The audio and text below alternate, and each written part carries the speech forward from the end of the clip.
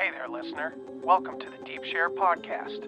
I'm your host, Andy Rouse, and for the last couple of decades, I've slowly been opening my eyes to a very different world than the one I grew up hearing about. And the more conversations I have with interesting people, the more mystifying this world becomes.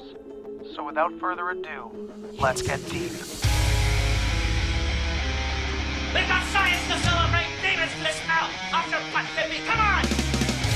There is rebellion in the wind. It will be crushed. Everything I've said is true. It's real.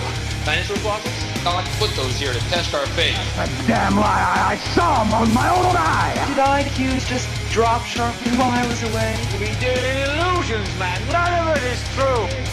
I'm not insane. This is mass madness, you maniacs! In God's name, you people are the real thing! We are the illusion!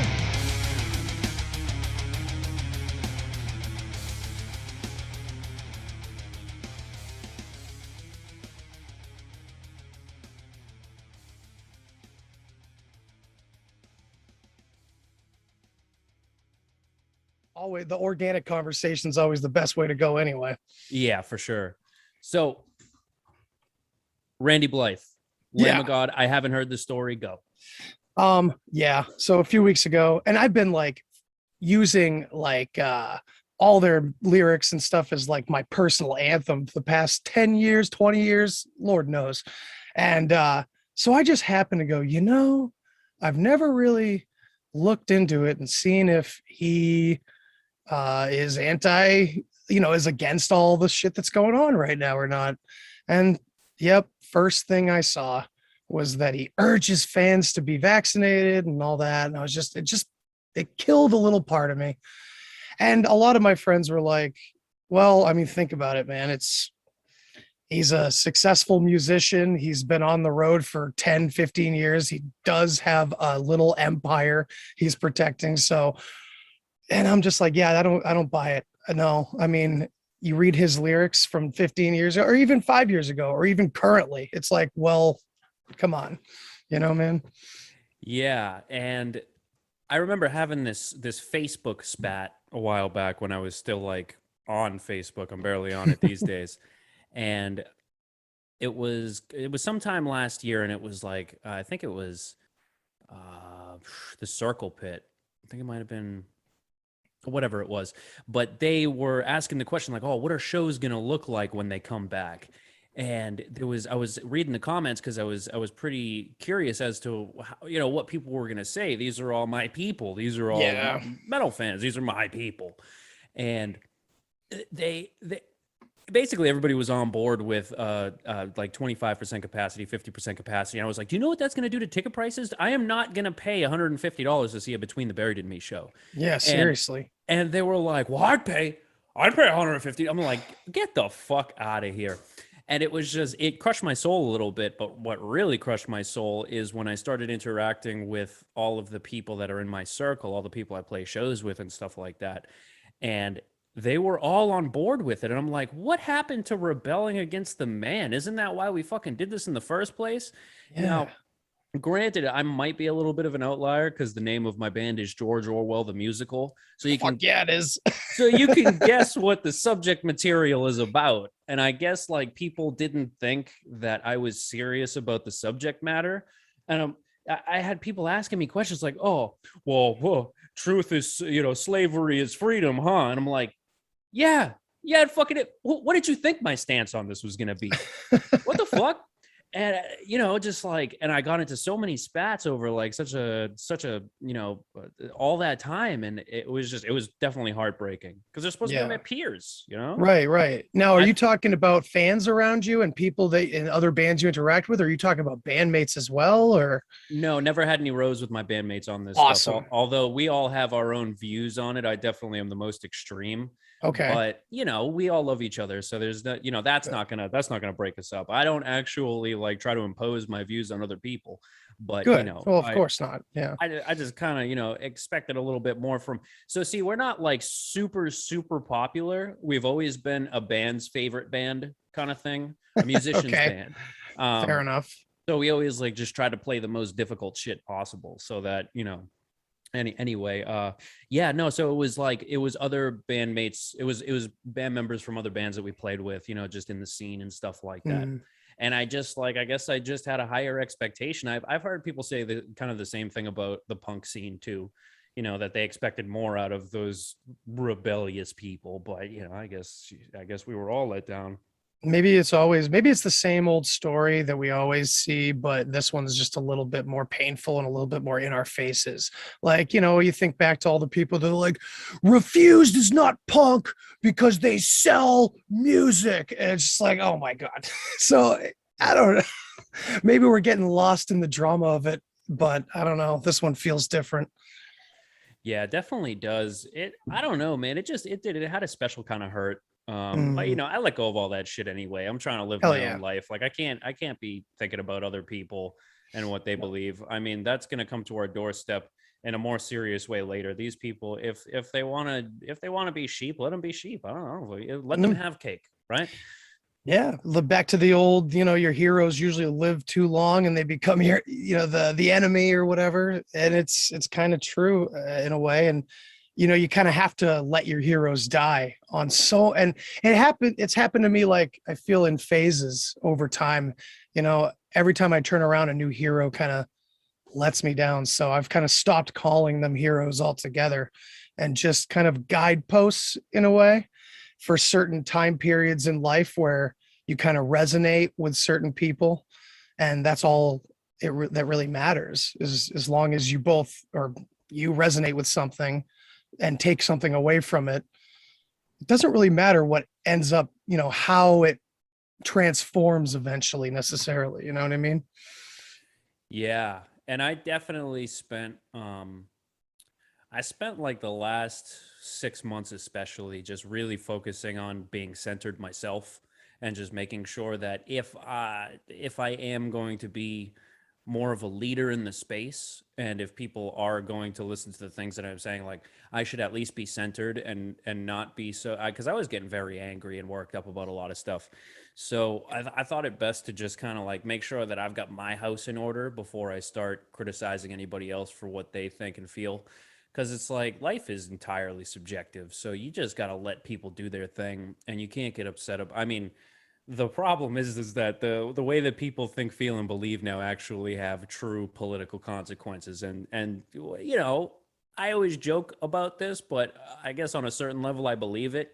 One day I'm getting taken away by a white van, an unmarked van. You know what I mean? Let's Like fucking hope not. I've just kind of resigned myself to it, because I could see that, I can see the writing on the wall. You know what I'm saying? Like you can see the censorship really, it's becoming more and more towards how can I say this? It's becoming more and more in your face, and it's clamping down in different areas. Like we're not going to have RSS feeds for very long, and then after they come for the RSS feeds, they'll come and start taking down websites. It's one thing at a time. Alex Jones was just the first domino, and nobody took it seriously at the time. Like I mean, I love Alex Jones, so I don't really care. Mhm. But everybody was like, good, he should be taken down. I'm like, well, do you even know what he was taken down for? And they're like, well, he was talking about Sandy Hook. I was like, yeah, but he's not even the Sandy Hook guy. He made a comment once or twice. And He it was the may straw have been, man. exactly. And it may have been hyperbolic, but you got to ask yourself, why is that type of censorship coming down then and there in that place and time over that? Right. Like I said, he's not even the Sandy Hook guy. And he got taken down like that. And then, Milo went down for something fairly minor, and he was Mhm. scrubbed from the internet. And then you just got all this different stuff. And then once the medical misinformation stuff came out, I just had my YouTube channel removed for Yeah. cyberbullying and harassment. No, neither of which That's I've ever done. creative. Yeah, I What? can't even imagine that. And Jesus. it was just over like talking about elite pedophilia. Like, and it's all, Cyberbullying. it's like, wait a minute, wait. You're gonna protect the pedos? Like that's where you draw the line. You know what I Well, mean? yeah, dude. So, like, just to cut in real quick, I think it's funny. I like to talk a lot about the inversion that they put on everything. But there's just like this total opposite. And it's like when you see it, it's more of a them laughing in your face kind of about it. And I feel like that happens in this too. You know what I mean? It's like a total mockery when you can see it for what it is. It's just disgusting, you know? Yeah, I know. And, you know, I mean, I knew it was going to happen. I just didn't think it was going to happen like that. I only had 2 strikes. That was my second strike, you know, but it was for repeated offenses because I'm a terrible person for, you know, believing that pedo should be locked up. I don't know Right. whatever it was. That's what I'm saying, man. Like they're going to protect the public from pedophilia by labeling whatever they want as like bullying and all that kind of stuff. Because they made that announcement recently about literally, you know, it's like mocking us because they brought up basically some new policy or they're cracking down on child abuse on the internet or whatever. And it was this huge blanket move.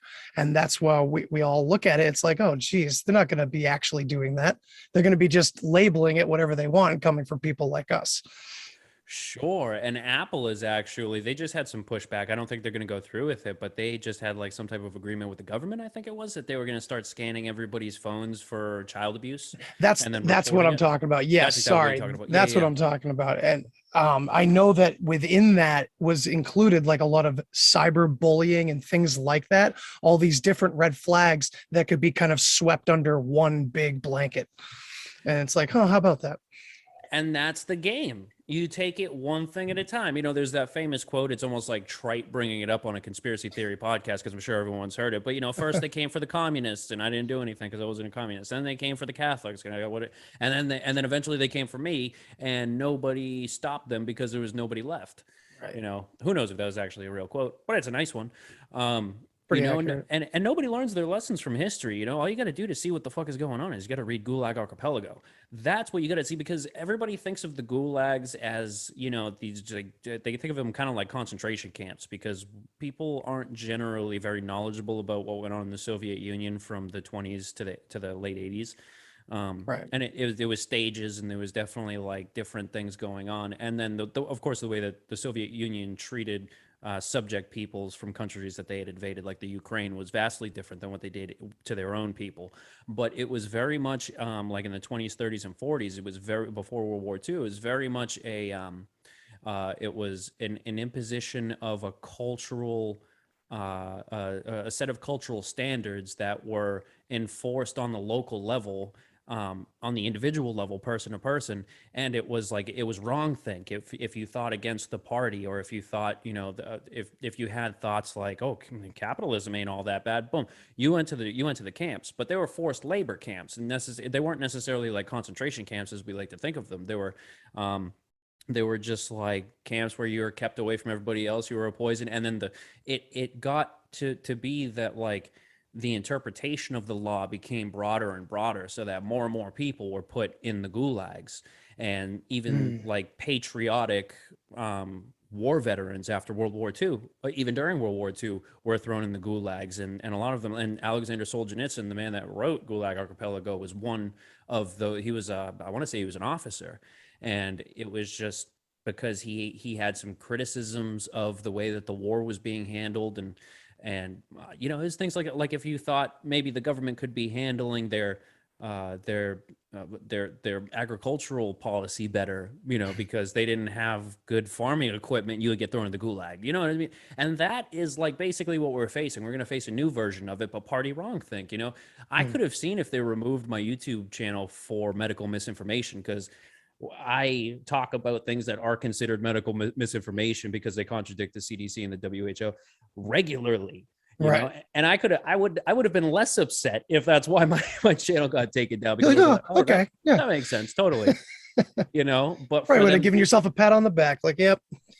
Yeah, and just asking basic questions, you know, about the propaganda and all that stuff. But I mean, I see people, not that I'm upset about it, I'm really not. I knew it was going to happen, and there are other platforms. But I think also it was kind of because my page was very much on the up. You know, it was like on the precipice of becoming a respectable page. And so, you know, it's easy to take me out then because perfect time to take you out. Yeah. Not that even I'm sure it's ones and zeros in an algorithm. It's probably not someone, there at the keyboard going, Jay Henehan is done. I've been watching you. Yeah, no, it's none of that.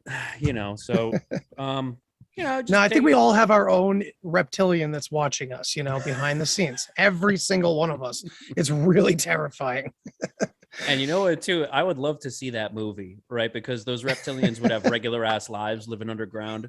You know what I mean? And you would get to follow, you'd get to follow Salazar, through his hero's journey, where he realizes that he's actually living underground, and the people that he watches actually have a better life than him because he's more free.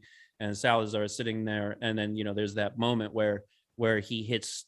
He's hovering over delete, and he's looking at my channel, and he decides not to, and that's when the cops come for him. The lizard cops. And that's the point of no return. That's the hero's journey. Yeah, man. I've talked about the hero's journey a few times, specifically with Kyle, Conspiracy Kyle. Shout out to him. Yeah, Joseph Campbell's work is pretty impressive. It always struck me that the hero's journey kind of almost gave up the ghost on, like, not the simulation necessarily, but something really intense going on, because accidentally we've really been telling the same story over and over again. And that leads me towards like very psychedelic thinking. And I know you have some experience with psychedelics as well. We could go into that for sure, because to me, that I got a lot of fractal stuff, a lot of fractal experiences. And I started thinking about that kind of line of thinking a lot. And so it always seems like nature is like copying itself endlessly, like a fractal. You know what I mean? And I don't know. But yeah, we could definitely go into some like psychedelic realms.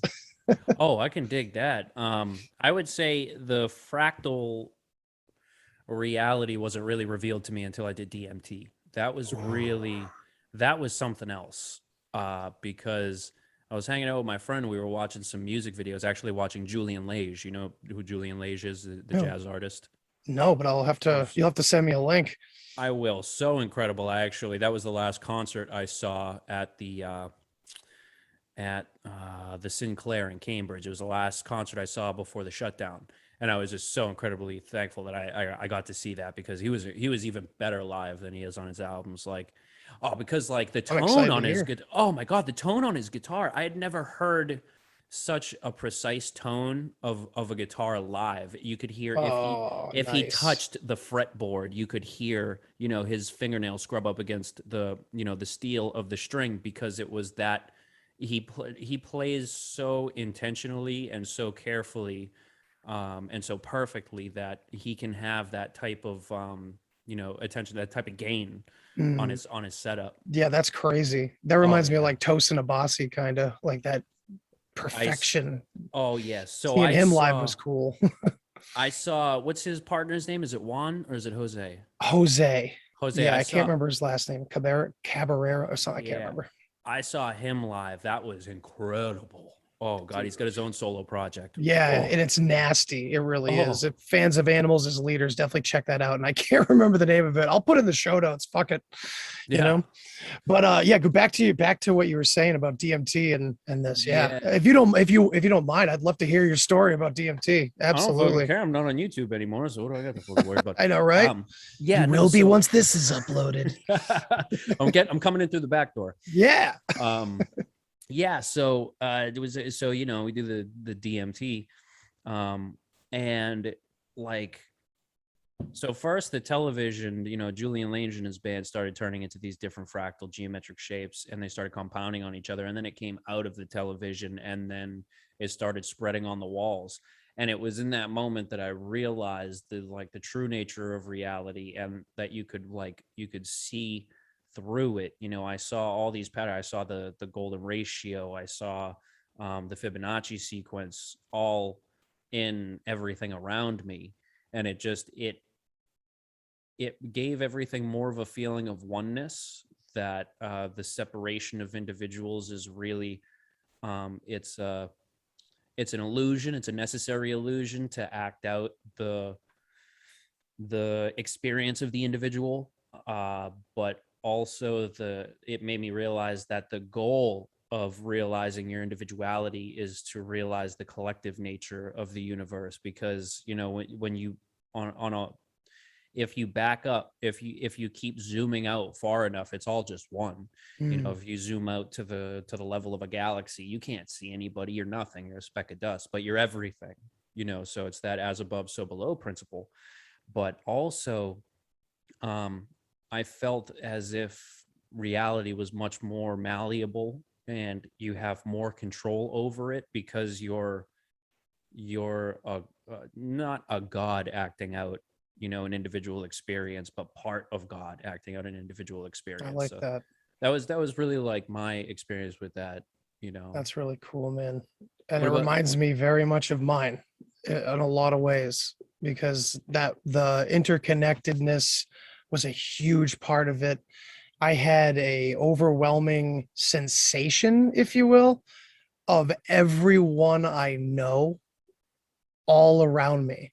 And it was getting like a group hug almost, tighter and tighter and more energetic and blasting through. And then that's when all the, you know, the weird self mirroring thing happened, kind of. I don't know if, like, I was playing like hide and seek with my own ego almost. And that was, so the ego thing was interesting because it was still very much there in my DMT trip, where traditional psychedelics like psilocybin and peyote and LSD, the ego seems to completely dissolve after a while. And, you know, you lose track of yourself completely and end up becoming one with a grain of sand or whatever. At least this was from my perspective. Rather, on the DMT thing, though, I was still very much me, experiencing myself being a part of it all, which was really interesting because it was so different than my other experiences where it's hard to remember most of them. One time I actually had to trip to recall a previous trip, and it was the most mind-blowing shit ever. And I think I actually brought more back from that original trip because I did that. It was pretty weird, but the DMT was so vivid. The experience was so vivid, and I was able to bring it back more than I was able to bring those other longer, more. Yeah, I didn't feel completely consumed by the DMT like I did to the others, but maybe it's because I did it the ghetto way and I just wrapped it all in a ball of weed and roasted it instead of doing it with the crack pipe. you That's have the to problem. do it with the crack pipe? That's You my have to. next goal. That's my next goal. And I'm just like warming up to the idea. This is why there is no psychedelic addicts, because I am warming, and I've been warming up to this idea for like a year and a half now. It's a long process. It's pretty shattering.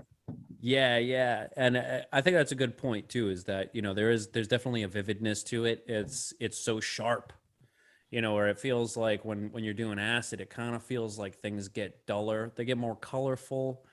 The sensations are they're enhanced. They're very much enhanced. I don't know if you ever had sex on acid, but you got to do that shit. I never did. I was actually terrified of my girlfriend at the time. While I was on mushrooms, I was like, it's a girl. Like I was like 6 years old again, and I was like sweating. It was so weird. I was like holding her hand, sitting on the bed, just going. It was the funniest, most awkward thing ever. I think it would have felt like rape, but go on. Tell me the other side of the experience. I'm sure it's mind blowing. No, Did you become one? Yeah, there's definitely some of that. It's overwhelming. It's very, very overwhelming, and it's once you it's tough to describe, you know. And I've had a few different experiences doing that, and That's cool. It's just if it's different with the lights off and with the lights on, totally different, you know, because if the lights are off, you're somewhere the fuck else. Like I thought we were like these two souls going through time and re-experiencing each other every few centuries. Like somehow our souls would find each other and come back to that. And that's amazing. And it's totally different with the lights on because you're not gone. You're there. You're present. Everything is there. Hyper there. Yeah, definitely. And that's some other shit. That's definitely that's some and other shit. That's kind of like a psychedelic experience itself.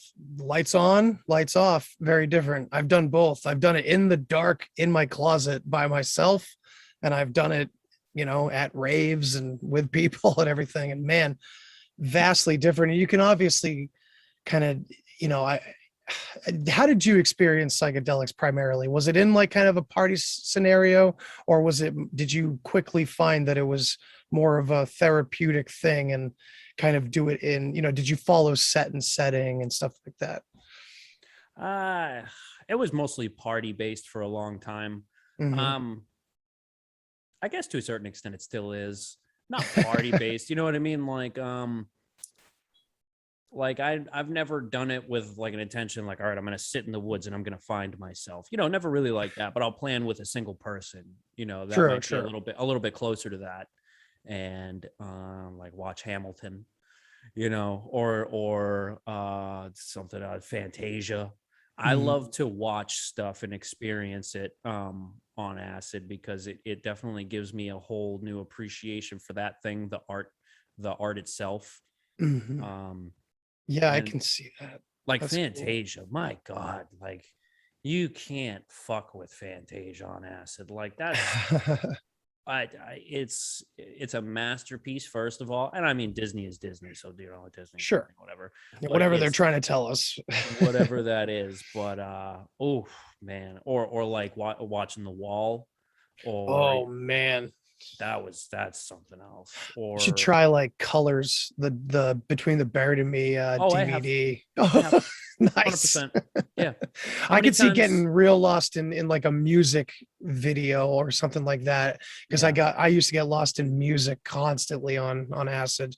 311 mainly back in the day. That was Okay. my jam band, which was weird because I was like so metal, but then 311 was like my guilty pleasure on the side that was like super happy and positive, Yeah. but it's funny that I'm finding myself way further into metal and away from like that lighter stuff, but the mentality of that lighter stuff is where I'm at mentally now, which is great. It's like I Mhm. had to get through all the younger angst and everything, and maybe that's part of my love for metal you know Oh, absolutely. I barely listen to metal anymore, like unless it's my band. Mm. Um, there have been some good albums been coming out lately, so I'll dip my toe in there every once in a while. But it's these days it's just like folk and country and indie and jazz. I mean, it's always a lot of those have always been there. The country folk is more of a newer kind of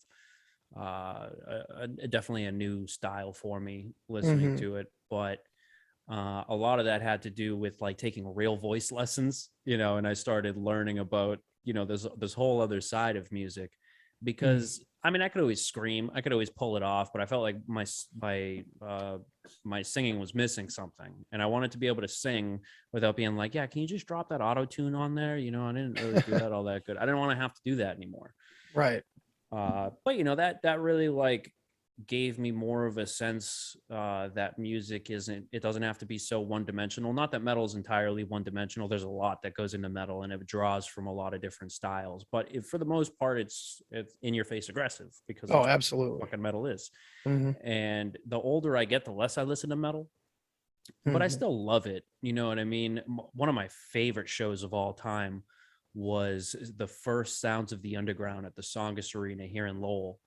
Um, and dude, it had everybody. Yeah, who was headlining that one? Oh my God, I think it was like 5 headliners. Basically, it was like Unearth, who I've met most of the guys in Unearth. They're Yeah, fucking me awesome. They're too. cool. Those They're guys were so so cool. friendly, so cool. Yeah, I have a great story about Ken Susi. I'll try to tell after this if I can remember. Nice. And that was Lamb of God, Unearth. I want to Kill say Switch, probably. no, there was no Kill Switch. No, No Kill Switch. Oh no, man. but it was Norma Jean. Every Time I Fuck Die. yeah. Fucking Fear Before the March of Flames. Oh Um, wow. I haven't heard that name in a while. That's awesome. oh my God, that song. You should have. Oh, what the fuck is that? The I don't shark that know. the shark that got her was an efficient killer. Yeah, dude. I'm the life of the party until I sober up. Oh I Yeah. fucking love that song. Dude, that reminds me every time I die too. Oh, it that's I does. It love. I've seen does. them like 18 times or something like that. One of the Fucking love best every shows time I ever. die. They turn me into a 14-year-old again every time I see them. I'm like, maybe now if I saw them again and tried to jump off the stage, I'd probably realize real fast I'm actually 36, and Yo. not 16 anymore. Oh man. Yo, oh my God. So I saw it was my buddies they were in a band called Manifest. Who they were Mhm. actually pretty fucking dope. Cool name. Yeah, oh yeah, it was good. They're a great band. But they played a show with Unearth and Suicide Silence, and this was before the lead singer of Suicide Silence died. Yeah, Of rest in course. peace, Mitch. Yeah, that's right, Mitch. What the best, hands down, best singer I've ever seen fucking live. The best performance, the best sound. He had the best look. He had this ramp that he like just he was larger than life. He was a and just presence up oh there. my God, you know what I'm saying? He had that fucking just the way that his look. It looked like his wingspan was like 10 He was like feet long. Gollum. He was like just this Yeah. evil Gollum up there. Yeah. And has this thick neck that was all tattooed and just Yeah, dude. the best And just sounding. grunting and growling, and then off stage, like the sweetest dude you'll ever talk to. And I never actually met him, and you know why? It was because so when Unearth was on before, they were basically saying like it was a show up in Maine at a medium sized club. They were like, my stage is your stage. Just come up, and I was like, just crowd surfing the whole night, just fucking just going up, hugging them, and all that stuff. Great fucking time, and they were pretty big at the time too. It wasn't like they were they were already unearthed. I was like post endless. Oh yeah, way post endless. Yeah. Yeah. And so it was just really down to earth of them to do it. And actually, what's the drummer's name from Killswitch? Oh, I don't know the drummer's name. Well, he That's did the gonna sound. bother me. He did the sound that night, and he was just walking around, just chilling, talking to everybody. But yeah, so Suicide Silence comes on, and the security guards are up on stage, and they go, absolutely no stage diving for this performance. That's not allowed, and which is fine. It's I got no problem with it. But during the last song, which I want to say was that they had just released the last album they did with him, and what was the fucking song? The big hit was technically it's so cheesy because you can call it YOLO, the you only live once. No, It wasn't that one. No, it was Wake Up. It was Wake Up. Oh, Yeah. yeah, that was on their second album. Okay, so that was they had just released that album. That's what it was. Okay, yeah, that. Oh, And so like, oh my God! And I actually the first time I heard that song was when I was tripping on acid, and I just watched that video like 500 times. But yeah, so they said, and the last song, the singer is like, "That's it, you guys can come up and stage dive," and I was like, "Fuck yeah!" I get up there, and he had a ramp, like I said, instead of like, most people put their foot up on the monitor or they have a little stage box. This guy had a ramp. So I was like, I'm jumping off that ramp. And I launched myself off the ramp, and I went to I just totally like, Jesus, take the wheel. You know what I mean? YOLO. Yeah. You only live once, except the crowd parted and they did not catch me. And I landed Like right on the concrete. Like a movie? Right? Like Like a oh, fucking movie. You're in like a bad 90s music video. Yes. Damn it. And dude, it hurt. Oh God. And I get up and I walk over to my buddy. He didn't even see it. And he was like, "Yo, Jay, are you all right?" And I was like, "I don't know, man." And I just started coughing blood, like just coughing, throwing up blood. And it wasn't anything terrible. I didn't like puncture a lung or nothing. It was just like a serious lung contusion. But I was just coughing up blood the whole night. And there's a hospital up there in Maine with that bill because I wasn't paying that shit. And yo, man, like that was some shit. And Yeah, man. Yeah. And I'll tell you the Ken Susi story after, but do you have any cool fucking stories? Oh, dude. Well, it's funny that you mentioned like just coughing up blood like that. I once was at a friend's show, and this was back, we were playing like a lot of VFWs and stuff like that. Yep. I mean, that was where hardcore was. And, so my friend's band was on stage. My friend and I were up there right in the front for him and everything. I was going on next with my band at the time. And first song of my friend's band, my buddy that's standing next to me, I guess just didn't even realize I was right behind him and just windmills immediately and catches me in the nose, breaks my nose viciously. I was almost proud of him. I'm like, yeah, this dude, he knows what he's doing at these shows, you know? But man, I'm backstage just bleeding everywhere. People are bringing me towels and everything, and it just doesn't stop. And my whole band was like, well, we're like going on though. So I'm like, all right, fuck it. And I went on and I just bled everywhere. And it it was the most metal show I ever performed. It felt great. But you know, my nose is still broken. I had the surgery to straighten it, but it's still fucked up. Yeah. You don't come back from that. You don't come back. Nah, man. No, dude. And I mean, we've all had our run-ins with a fucking windmill kick, but it never broke my nose. Me and my friends, I used to do this cool thing. Me and my buddies, we would do this thing we called the wheelbarrow. So like, I'd put my hands on the ground and then kick my feet up, and my buddy would grab my legs and he would break, and like I'd be all like this in the, you know what I mean? Like he'd lift you up in the air and swing you around and shit like that. And then you go like that in air. So people, because everybody would want to fuck you up, because that's some like gay shit to do. And they would really like try to fuck you up, but try, you know what I mean? Try when this is coming at you with like two bodies getting swung. Like I want to see you try. That's man, awesome. Yeah, man. And yeah, going to Slayer, man, it was one of the most vicious pits I've ever seen. And like, this was a time at the Palladium in Worcester, Mass, where there was this dude at every show, and he was like 7'5", and he had hair down to his ass, and he was a brick shithouse, and he was in the pit all the time, just pushing. Just standing and pushing, like just one of those giant dudes that couldn't really mosh or anything, but he would just do that.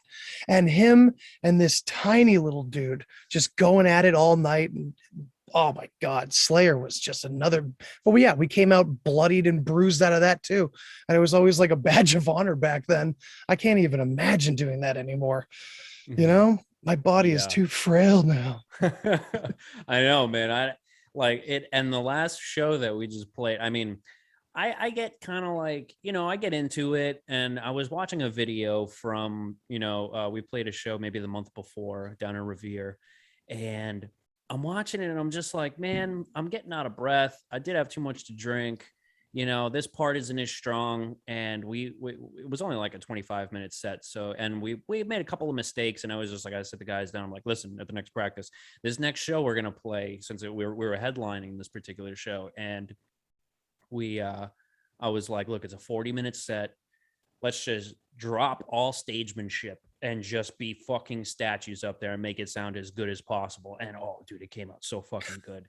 And that's really like the philosophy I take at shows anyway. I don't even remember the last time I moshed at a show. Not even, and I can't even believe how many like walls of death I've been a part of. That was just dude, you're just, and I remember the one at the Songus, because it wasn't a full, it was the first Sounds of the Underground tour. It was not full, not even close. So the wall of death was just the entire floor.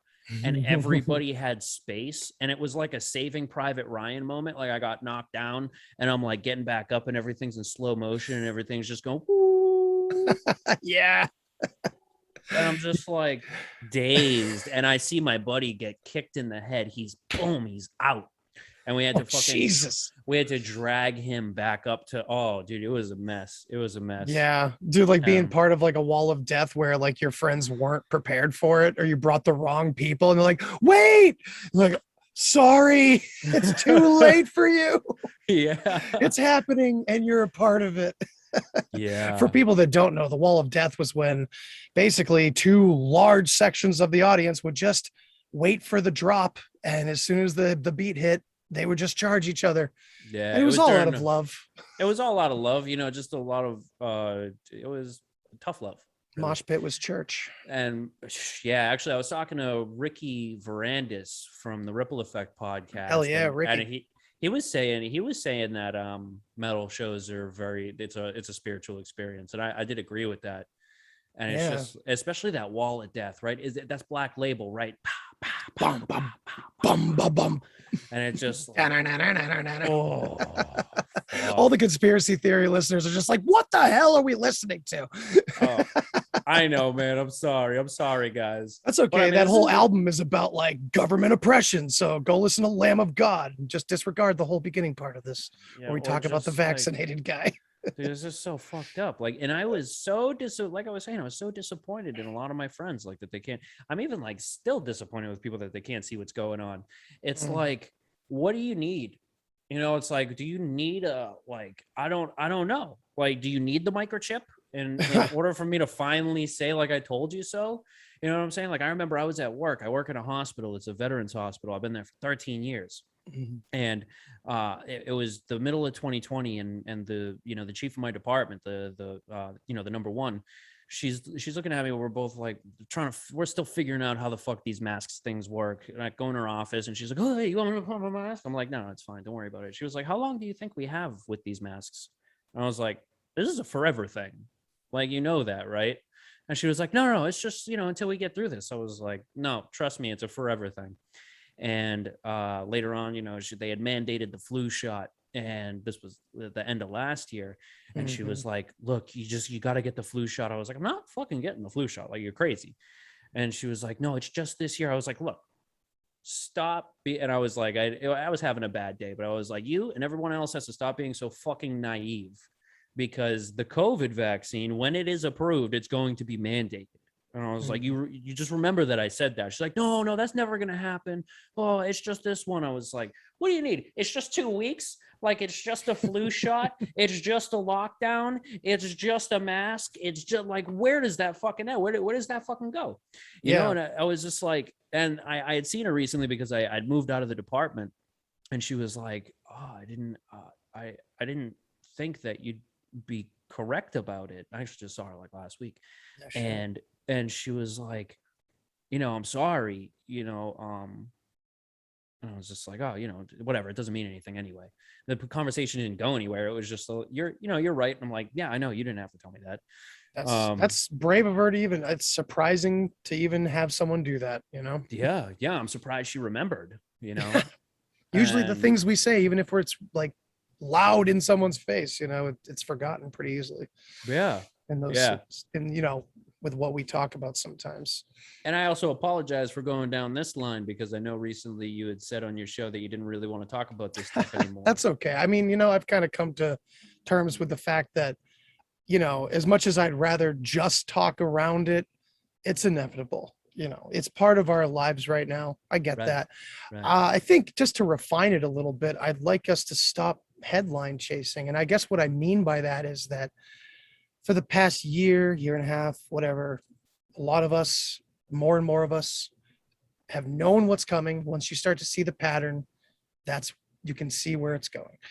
And I feel like there's a hard line between trying to scare people awake around us and just being in an echo chamber and sharing the same new forms of misery that we already predicted. It's like I actually recently called it self-masturbation. I was like, we can all say we were talking about this 6 months ago as many times as we want, and it's shouting at a brick wall the same as any of the things that we were talking about originally to people, where it was hitting that same brick wall.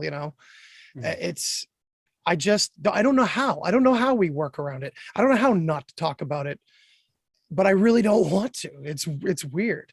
I'd rather talk about it, I guess, in terms of archetypes and what this is, because this isn't a vaccine. This isn't a pandemic. This isn't a new normal. This is part of a pattern. It's a fractal, right? It's a fractal of what's happened seemingly many times before. And the more we dig into our history, oddly enough, it's becoming more easily accessible.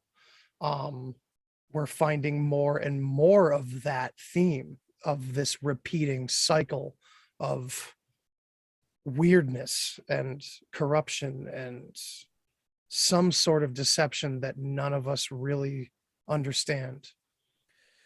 Yes. Yeah, no, absolutely. And it takes a really good grasp on history to be able to pattern recognize history and to see that there's always a precedent. You know, it's rare that something truly unique and new happens, and especially for, if you were to say like the controllers or whatever that group of people is, the deep state, the Parasites. super cloud parasites, yeah, That's a good one. they are very uncreative.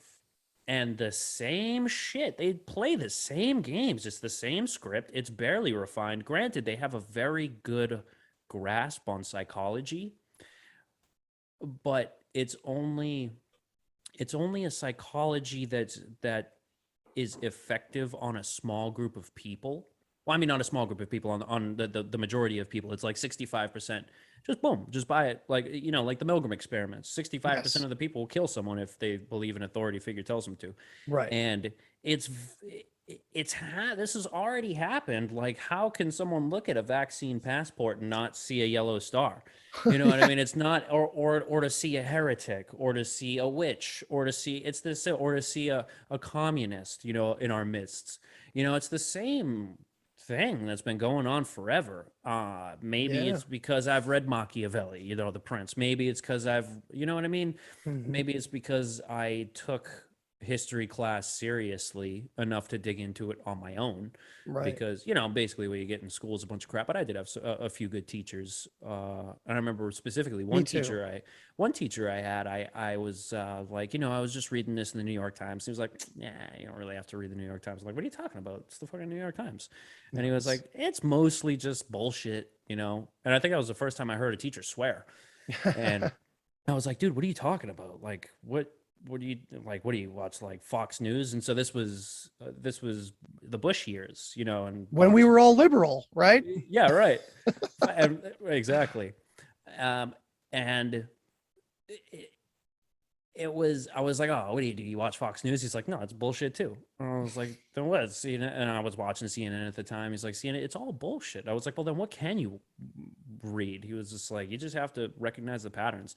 You know, he's like, the closest thing you can get to truth right now is the Christian Science Monitor. I was like, oh, okay, well. I've not heard that term before. Oh, it's just, it was a news publication. And Okay. I never followed him up on it because I was just kind of like, I didn't give a shit anyway. But it's the patterns. You're totally right on that. It's these patterns that just keep repeating themselves. And what was it Twain said? You know, history doesn't repeat, but it does rhyme. That Yeah, I shit, like that. that shit repeats. You know, you know what I mean? It's like, Well, it's interesting that he said rhyme, and a lot of us have been digging into all the like the sound frequency stuff that has been coming out, you know, and that resonates with the past as well, and some of the ancient methods that might have been being used and utilized by, you know, utilizing sound frequency to move heavy objects or things like that. And it's funny that he says it rhymes, because I'm finding more and more of that line of thinking is really central to everything, the frequencies and all that, the energy, and maybe it's tied to electric universe theory and all sorts of other things, you know. yeah, like Michael Talbot, right? The electric universe. Yeah. Did he write? He also wrote, was it, I know he wrote holographic universe. Holographic universe, that's what. Yeah, Oh no, but wasn't he it the but electric universe? the thing is holographic universe and electric universe, I once said on a podcast that you can put them on a sandwich together and it's delicious, you know, and Yeah. they go well together, the holographic model with the no one talks about the holographic model though. No one really talks about his work in that area. I don't know. It reminds me more of my psychedelic experiences than any other topics, you know what I mean? Mhm. Because if anything dissolves the self, it was, you know, a metaphysical encounter like that, you know what I mean? So what do you think of this conspiracy theory that the tuning that the tuning standards were deliberately changed from, okay, so it's A above middle C is tuned to 440 instead of 432, and that somehow the Nazis and the Rockefellers were involved. Actually, no, it wasn't the Nazis. Somehow the Rockefellers were involved in it, because that was in the late 1800s, early 1900s, and there was a couple of different possibilities. I think the French wanted 438. These guys wanted 432. 440 was the I mean, 432 is the original. These guys wanted 440. Is that? Yeah, 432 is the. Was the 432 original. is like the good one that we have Yes. moved away from, supposedly. Yeah. And so like I've experimented with it a little bit, you know, and it's nice because it's a little flatter, you know, and so it's a little easier to do some songs, a little more difficult to do other songs. But Mhm. I mean, I didn't get any type of feeling from it, mostly because like I'm an intellectual person before a spiritual person anyway. Mhm. But what are your thoughts on that? Have you dug into that at all? I haven't dug enough into it to really say one way or the other what I think. Like, I don't even know, what do they say is the public reason for even bothering having that conversation at that time? Okay, I'm not even familiar. It's totally an academic and a bureaucratic decision to have a standard so that every Oh, piano okay. is made, you know, with the same tuning, and that, you know, you That's can go fair. to an orchestra, you know, someone can play in Europe and then go over, although tuning your shit from 440 to 432 wouldn't be that difficult anyway. Right. But to have a standard, you know, it's a very academic bureaucratic thing. Like, you know, Okay. these guys, these bean counter musicians, you know, these guys that go to Berkeley and then never release an album in their life, kind of guys, the guys that, Yeah. you know, They those end up kinds of as guys. audio engineers in a giant record label, if at best sometimes. Yeah. Yeah. Okay, so that gives me a little bit more of a frame of reference. So that makes sense, because to me it's always like they'll give a public facing reason that can be looked into and it's legit. Fine, a standard makes sense. That's totally fair. But underneath it, there's usually something weird going on. And that does seem to fit pretty well. And it's something that clearly was able to be hidden really well for a long time, because not a lot of us have a lot of access to technology up until recently, really, in our own homes, that we're constantly able to like tune into that shit, unless you're a musician, you know, and you're spending a lot of money. And now it's like everything's DIY, everything's cheaper. We can have more access to knowing these things. And so it's weird how things are starting to kind of come to fruition as we advance enough to kind of get there in that way, where like maybe we're now prepared to kind of investigate those kinds of stories because of what we understand on an individual level about these sciences, you know. And like I said, a lot of interesting people are talking about how sound and frequency can be used in so many different ways. And a lot of it's very spiritual, but a lot of it's very grounded in scientific evidence and things like that, you know? So it's pretty interesting. Yeah. And I guess 432 hertz is supposed to resonate with the natural frequency of the Earth, because that's Right. the natural resonance of the Earth. But even that explanation is a little strange too, because it's like that's still A above middle C. You know what I mean? That's still like, you know. So I've been a little torn on it. Well, here's something interesting, and this kind of goes into the same conversation I had with Dananaki Dan and homie Romy from the Rising from the Ashes podcast. We were talking about fluoride, and I was talking about how, you know, if you look into I love to look into all the ancient traditions and the spiritual you know, Gnosticism and Hermetics and all those things. They kind of all say that, you know, this fluoride shit would be absolutely nothing to someone that's practiced and centered, as you were talking about earlier, like that spiritual centering of yourself and that higher consciousness that people search for. This is one of those attributes where like something like fluoride isn't going to stop you. And it's almost like, I wonder if it could go the same way with the hertz. Like it does it. Sometimes you look at our conspiracy theories that we look at all the time and share with each other, and it's a lot of fear in there. There's a lot of pushing of fear, and it makes you feel still helpless, like, oh, they have to decide what hertz are being received by your brain, and therefore they decide the fate of that situation for you. You know what I mean? Whereas maybe you could totally overcome whatever this could possibly do to you on a psychic level or energetic level or something. You know what I mean? Yeah, for sure. There's always that middleman. They're constantly putting a middleman in everything. Well, you need middlemen. Well, that's the thing is, there are so many.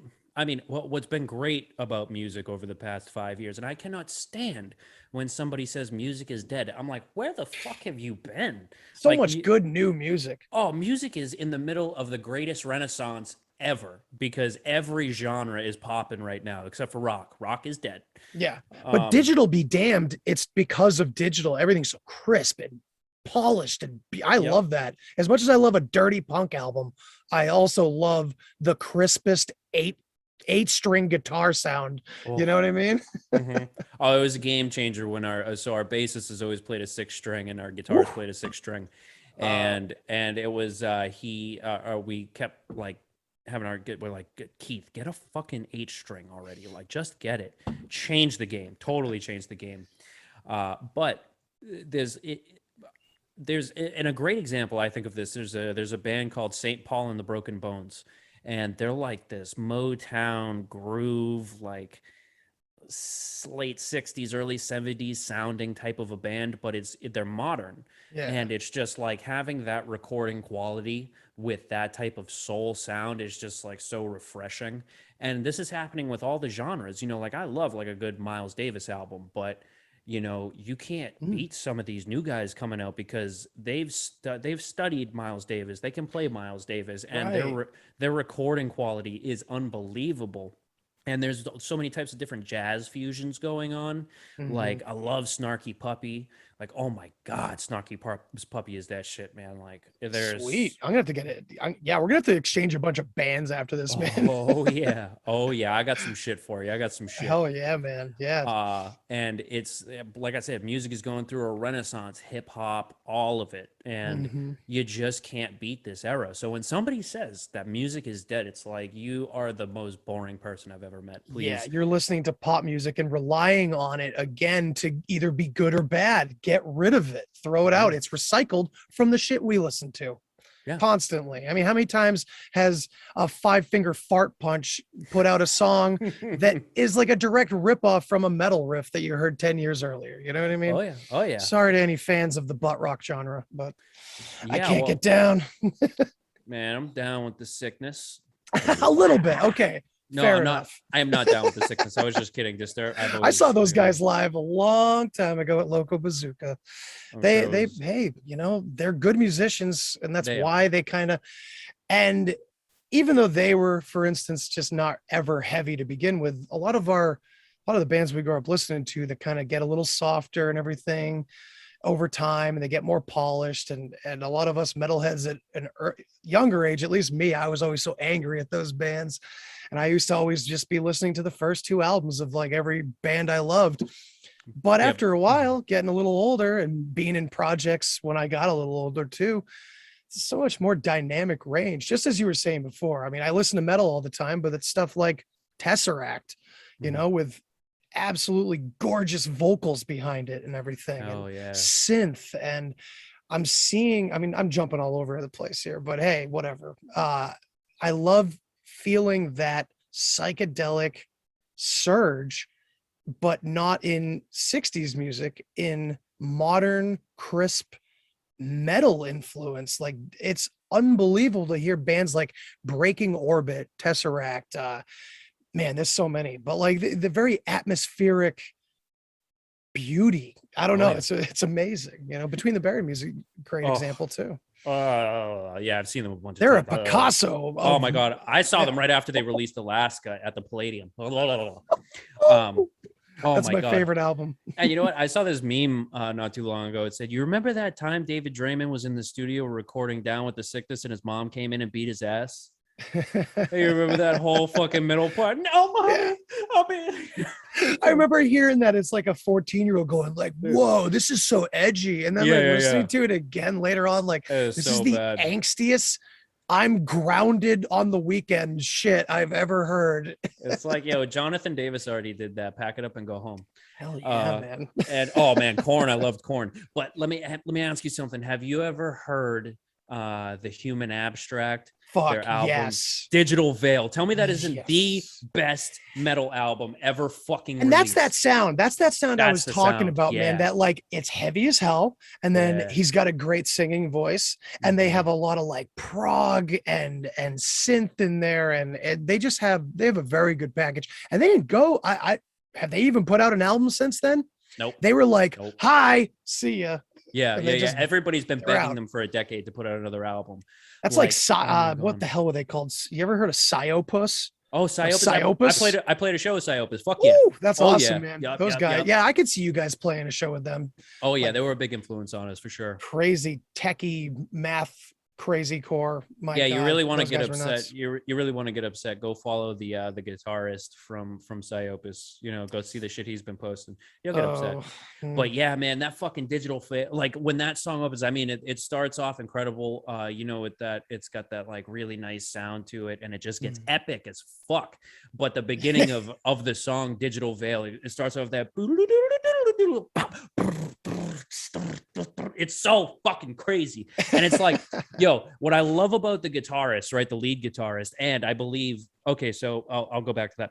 The guitarist, like, he's fucking shredding the whole time, but it's melodic shredding. I've never heard anybody do it before because he's shredding while the singer is singing the clean vocals, but it just works so well. And the rhythm guitarist is doing something incredibly difficult that I couldn't even ever play. You know what I mean? And it's just like, that's the bass line, is like the rhythm guitar is playing something that some of the most mastered fucking guitarists wouldn't even be able to play. But Dude. so the Human Abstract puts out their first album, Nocturne, and it was fucking great. But if you go back and listen to it now, the production quality on it is a little, and the singer's a little annoying, but that's whatever. And then they put out Midhaven after their lead guitarist left. And I can only imagine that these guys in Digital Veil, I mean, in the Human Abstract, are the most difficult people to work with. This has to be the case. Probably prodigies. Oh yeah, all of them. Yeah. And so the singer, I mean, the lead guitarist leaves, and it was very obvious who wrote all the songs because that album was a steaming pile of shit. It's like when DL left Acacia Strain. Oh, exactly. Fucking. Oh my God. If you want to talk about a band live, Acacia Strain. Oh my God. Yeah. Oh my God. You know, it was so dope lives is the Rings of Saturn. That was fucking brutal. My son loves Rings of Saturn. My No 3.5-year-old loves so Rings cool. of Saturn. It's awesome. Oh And my then God. the Faceless, he's watching like Alex Ruddinger solos and shit. It's I think awesome. I Start saw- him young, right? so my buddies, they're in a band called Pathogenic. I saw them play. I know Pathogenic.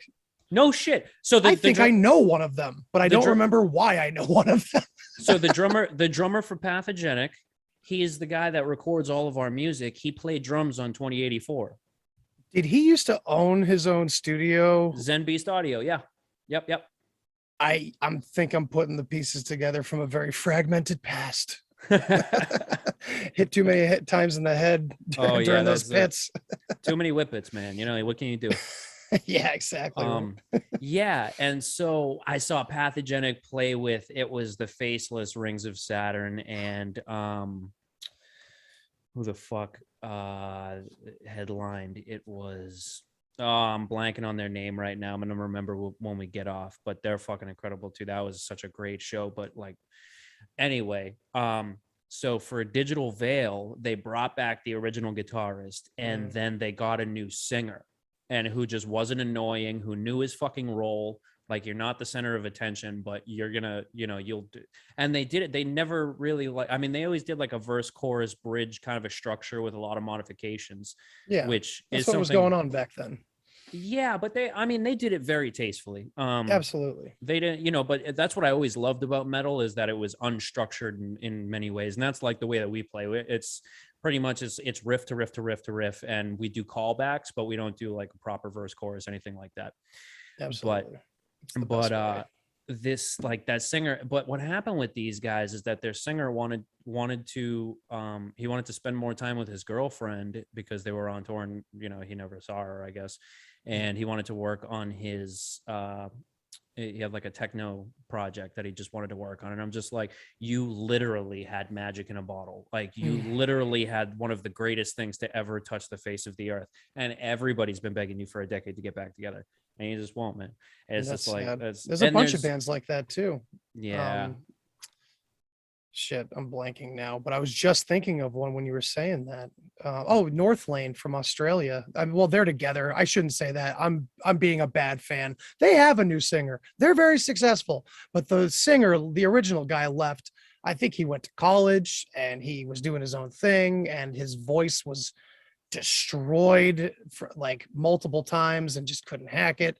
Mhm. And people were begging him back, and it's like, well, he can't Yeah. really, he's at least pursuing his own dreams, kind of like the guy from Veil of Maya did the same thing. He left Right. to, and now they have a new singer, and both those bands have kind of gone more towards that, like, I hate to say whiny kind of infusion with metal, and I'm not trying to be derogatory about it, but yeah, it's like this weird fusion of not pop punk, but this very whininess with metal sometimes. It's got Just its doesn't fit.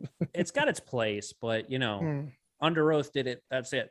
That's no one else true. can do Yeah, it was Under Oath's thing, kind of, let them And- have it. And one singer that destroyed his voice but still fucking made it work was the guy from Daughters. He just Yeah. did it different.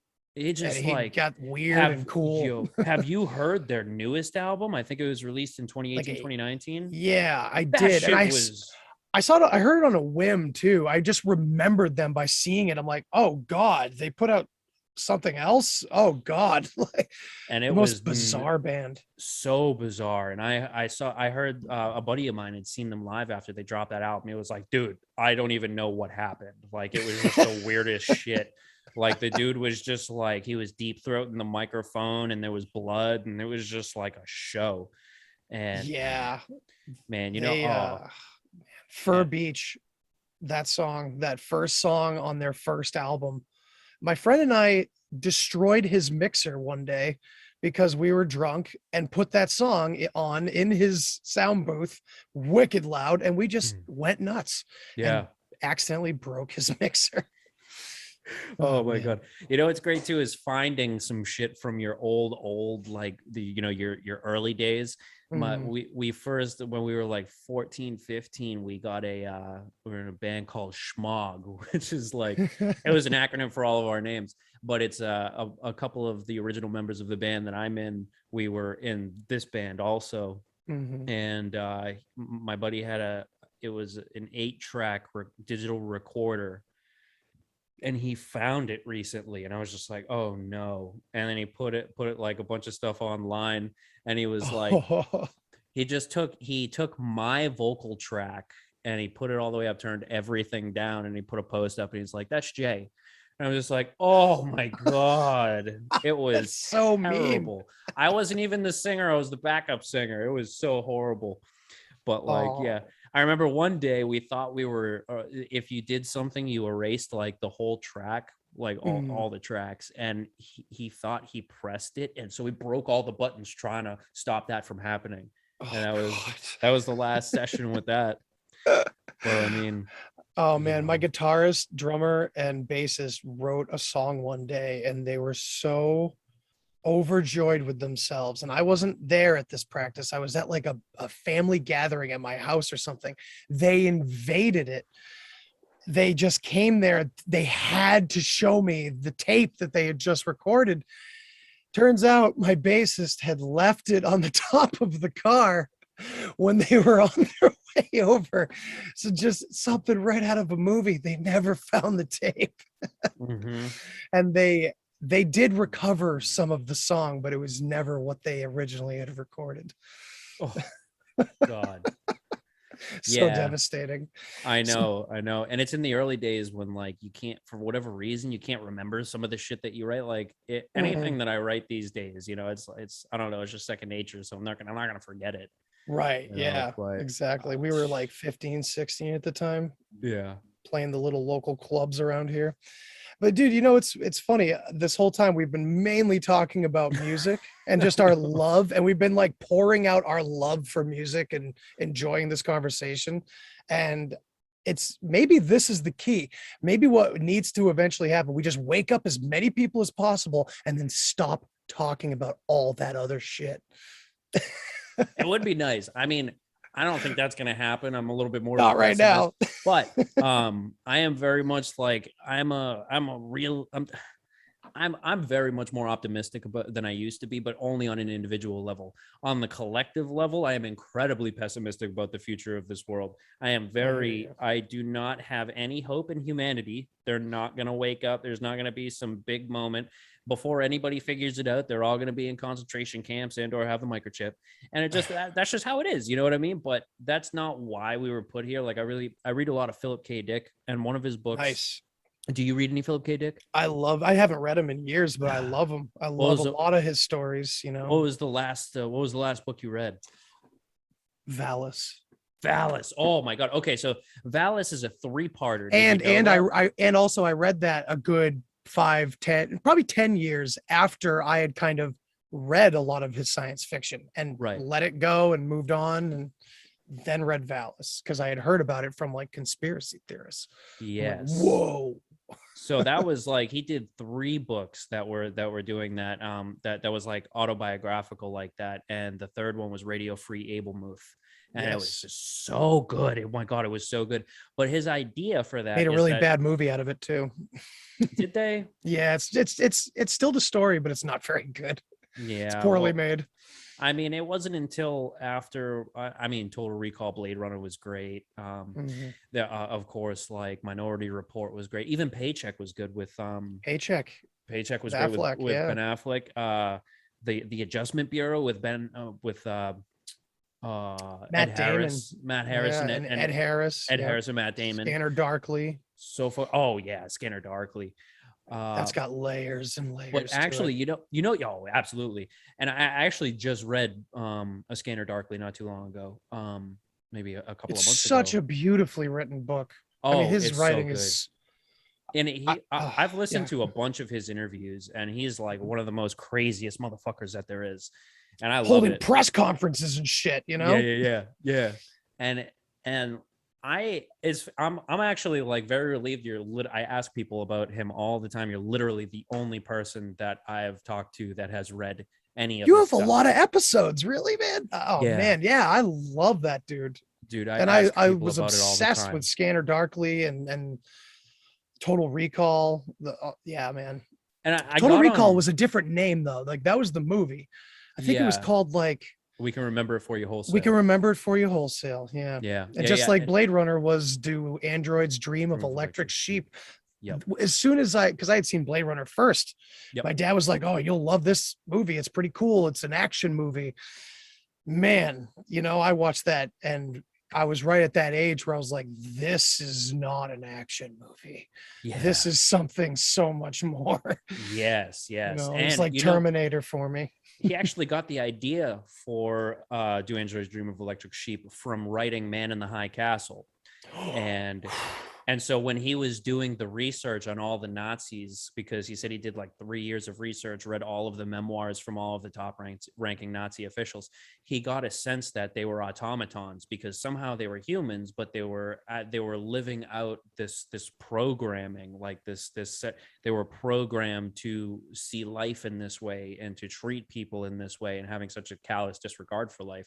And Ridley Scott, when he made Blade Runner, he wanted to give the impression, or he wanted to paint the androids as superhumans, as the next iteration of humans, better than humans. And Philip K. Dick was like, "No, dude, that is not what I was trying to get at. They're cold, they're callous, they're calculating, they're not humans. They're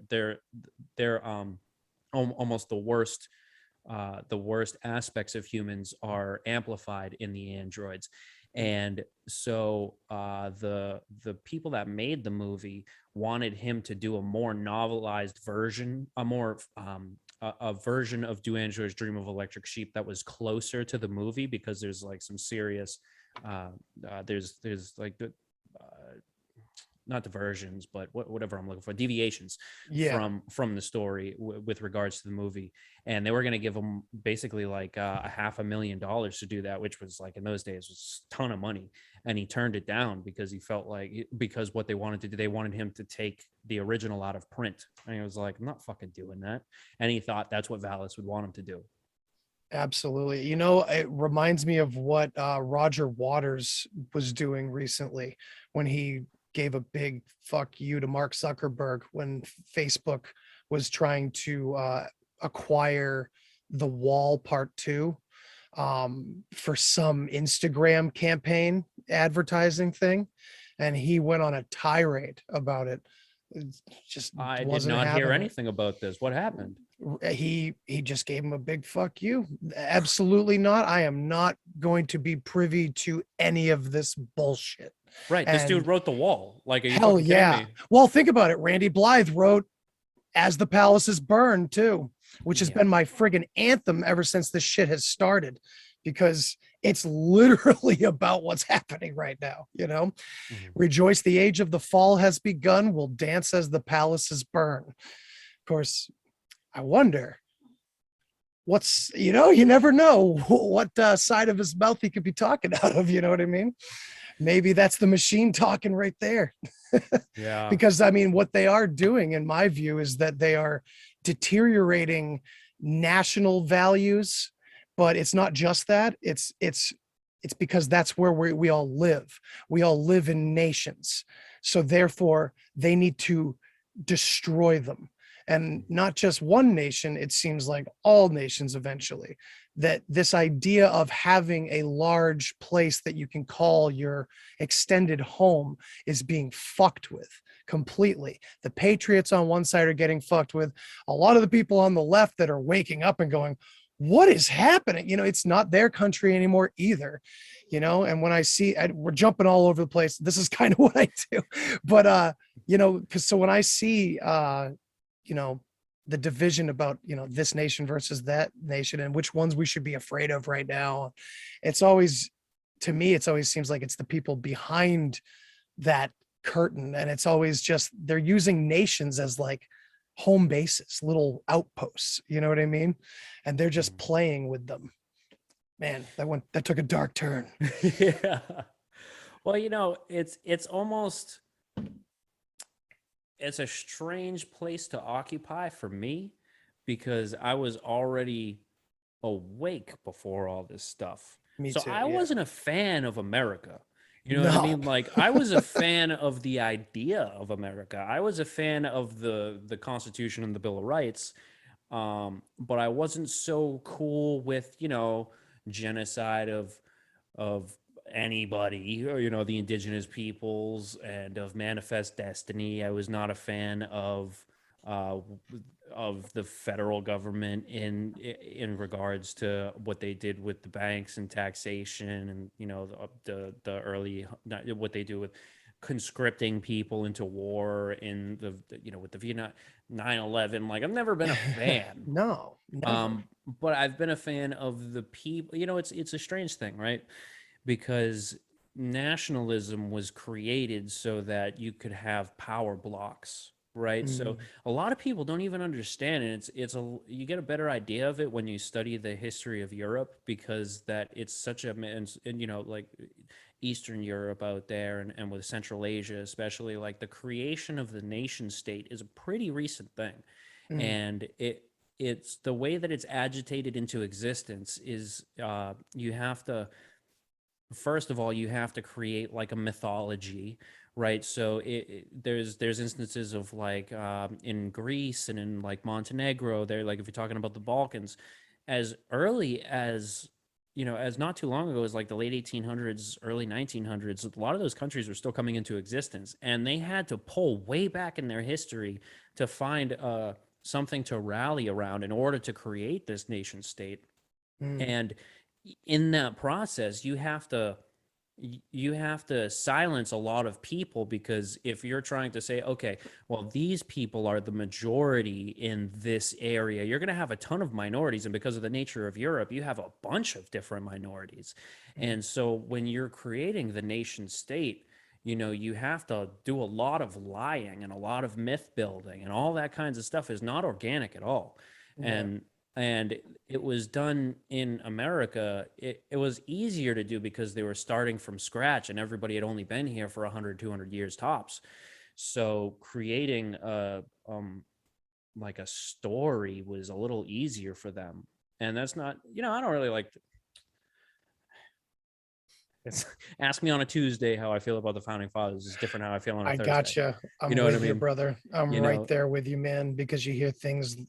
I don't know. It's so bizarre because I always get on those threads about us always being owned by the crown and none of it being separate. And then you look at 1870 and 1871, where DC became a sovereign nation and it all became a corporation and all that. It's just, or the when were the good guys here? Were they the right. ones that wrote it? Maybe. I'm starting to come around to that idea again. Because like you, I was very against everything American and nationalist growing up altogether, And that's kind of Yeah. what I meant when I said we were all liberals. That's probably a bad way to put it.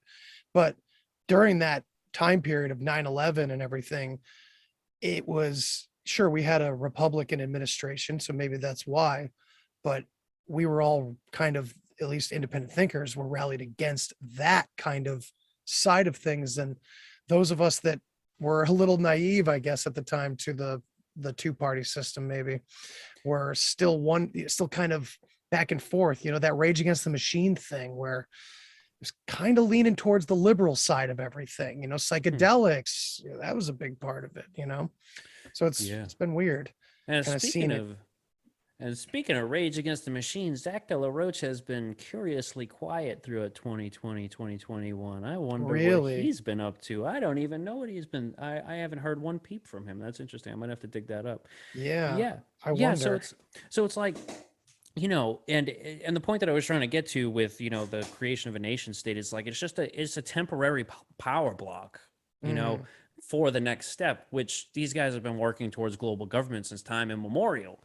The Right. only reason that the Roman Empire didn't last was because it was infiltrated and it got too big to be able to govern it in the ancient world with the institutions that they had. Mhm. And so it broke apart into all these little kingdoms, and then the kingdoms became, bigger kingdoms and empires, and they swallowed, and the families would go back and forth, and this is my empire, this is my empire, and things like that. Mhm. And what's interesting, like it's an idea that I've always toyed around with, is like that maybe the nation state was only even came into existence because of how much difficulty these guys were having with regular people.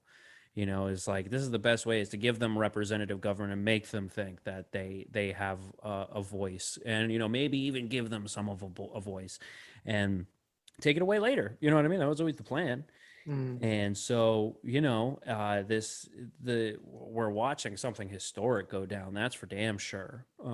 And it'll definitely be interesting to see where this goes. But I think what everybody should take away maybe from our conversation is, metal rocks, and also, it's much like, yeah, you have to care about what's going on in the world, but you should be focusing on yourself and your family and your friends, right? Like you should be trying to get out of, like, because this is a short life. Like, I'm Mhm. every year just slips by, and I'm really getting the taste of just how short this life is, and you have to Yeah. enjoy it. You have to leave your mark in some way if you want to leave a legacy or not. Yeah. You could just live. There's nothing wrong with that. But you really just want to get right with yourself and the universe or God or whatever that is, and just do the right thing, whatever that is. Yeah. That lesson is lost on a lot of people, I think. Music has definitely given me purpose, and it's made me look at the universe in a way that I would not have had I not thought about music in the way that it brought me. It opens up, it lets you see behind the curtain, right? Yeah. Because when you start looking at music, it's number in time and space, which is Yes. it's the highest form of art that there is, especially because it's not tangible. You can't touch it. It's like the wind. You can't see the wind, but you can see the effects, right? Mhm. So music, you can't see. I mean, you can see it live, but it's supposed to be experienced audibly anyway. Right. And it really, like, it's right. If you're looking at a painting or something like that, or a sculpture, it's right there in front of you, and it doesn't change, Mm. right? But music is a journey. It's a lot like motion pictures in the sense that it tells a story, or you know, like of course, like, you know, fiction, fiction. Yeah, But I got you. that's the most beautiful thing about music, is that it's using math and sound frequencies to change your vibrational state and your mental Yeah. state and your spiritual state and all that. And like, I think it's the most beautiful thing, it's like God's greatest gift to humans. And it's something that, you know, of course, like I connect with very personally. Mm. But if people were to look at their own experience in the same way that they experience music, I think they get a better idea as to how they should live their life, because life is beauty in motion, just like music, you know. That's a beautiful, beautiful way to put it. I resonate a lot with that scene from Equilibrium with Christian Bale, if you know that story in that movie, Mhm. where he just gets curious and puts that record on for the first time and hears that music and has an I guess you could say a transcendental experience over that sound, and it completely, you know, sends him on his like Neo like adventures and everything to stop the machine. And to me, music did that for me as well at a young age. I guess because of the style of music that was resonating with me, that loud, aggressive music, I got to witness um, isolation from quote unquote popular people, whatever that meant. That was a trap that we all got sucked into by Hollywood and the movies and everything, because there were no popular people. My friends were popular with me and vice versa. You know what I mean? Mhm. So, but everyone around us were listening to music that to me was just repeating over and over again. And it was the same, everyone was wearing the same style. I don't know, it's weird because people have said the same thing about metal to me, I guess. But there's something different about corporate music than any style of independent music. It doesn't have to be metal, it can be jazz, hip hop, blues, country, whatever. But there's such an obvious difference. And it's interesting when connecting with people that can notice it, because not everybody notices that difference, I don't think, you know. And Yeah. it's been a real pleasure talking to you about all this happy stuff instead of you know, too much negativity, you know what I mean? Yeah, absolutely, man. And yeah, shit, we've already been going for an hour and a half. I didn't even, there's no way. Isn't that That's wild, awesome. man? That Time is fucking flies, wild. dude, you know. Yeah. So you know what?